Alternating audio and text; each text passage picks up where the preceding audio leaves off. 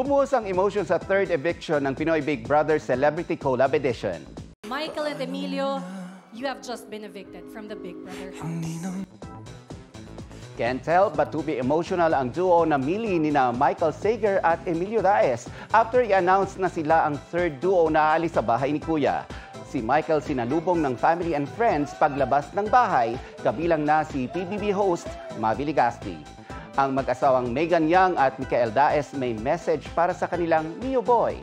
May sweet message naman si Jillian Ward kay Michael na nakasama niya sa My Ilonggo Girl.